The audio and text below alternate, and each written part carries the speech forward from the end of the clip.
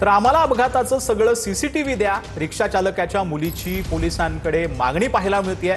गाडी पोलीस स्टेशनला टोईंग करून कुणी आणली असा सवाल देखील यावेळेला करण्यात आलाय। माझ्या वडिलांच्या उपचाराचा खर्च आरोपीनं करावा अशी मागणी देखील यावेळेला तिनं केली।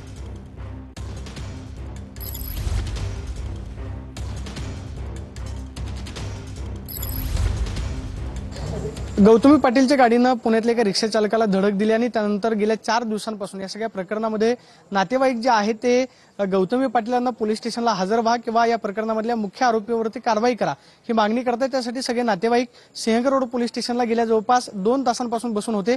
आपल्यासोबत स्वतः रिक्षा चालकाची त्यांची मुलगी आहे। तुम्ही जवळपास 2 तासांपासून बसून आहात। सध्या पोलिसांनी काय सांगितलंय? पोलिसांनी दिलेल्या स्पष्टीकरणावरती तुम्ही समाधानी आहात? आता जे स्टेटमेंट मला पोलीस ऑफिसर्सने दिलेले आहेत त्याच्यावर आता तरी मी सॅटिस्फॅक्शन आहे मला। पण आता उद्या सकाळपासून त्यांनी तपास सुरू करायला लावलाय। सॅटिस्फॅक्शन हे त्यांच्या स्टेटमेंटवर नाही तर मला पुराव्यांवर हवंय।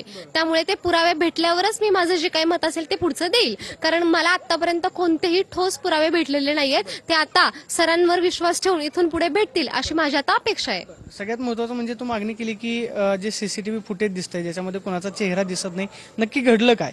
जे सीसीटीव्ही पोलिसांनी दिलेलं आहे त्याच्यामध्ये काय स्पष्टता मिळते का? 2 मिनिटं फक्त तो ड्रायव्हर घावलाय। काय होतं? जे सीसीटीव्ही फुटेजमध्ये दिसतंय त्याच्यामध्ये कुणीही व्यक्ती दिसत नाहीये।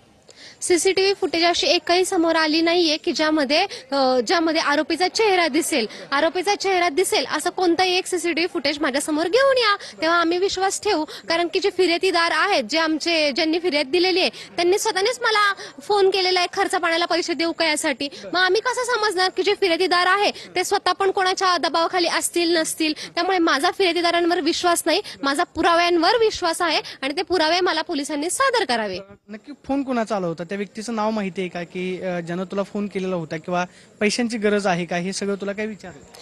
त्यांचं सध्या मला नाव माहित नाहीये, पण त्यांचं मला आता नाव माहित नाहीये, पण मला असे फोन येत आहेत तर ते कोणाकडून येत आहेत आणि ते काय येत आहेत त्यामुळे मी त्याबद्दल आता नाही वक्तव्य करू शकत। आता सगळ्यात महत्त्वाचं म्हणजे की तू असं म्हटली की गाडी इथं कुणी आणली किंवा त्यावेळेस जे अपघात झालेला होता त्यावेळेस क्रेन कुणी बोलवलेली होती, त्या संदर्भात पोलिसांनी काय सांगितलेलं आहे का? तुझ्या मनामध्ये नक्की काय शंका होत्या? कोणकोणते प्रश्न जे आहेत ते जे तू पोलिसांना विचारले की या प्रश्नाची उत्तर मला हवी? गाडी टोईन बद्दलच्या सगळ्या शंकांचं निरसन मला पोलीस करतील असं त्यांनी आश्वासन दिलेलं आहे। कारण की ती गाडी जी टोईन करून घेऊन गेला त्याला बोलवलं कुणी, तो आला कसा, त्याने नेली कुठे, पोलिसांनी पकडली कुठून गाडी ती, या सगळ्याबद्दलचं एकदम छडा ते लावणार आहेत असं सरांनी तरी मला आश्वासन दिलेलं आहे। आणि अशी काही प्रकारची आश्वासनं त्यांनी आता मला दिलेली आहेत आणि त्या आश्वासनावर विश्वास ठेवून मी आता इथून जाणार आहे। पण ती आश्वासनांचा उलगडा उद्या होईल अशी माझी अपेक्षा आहे।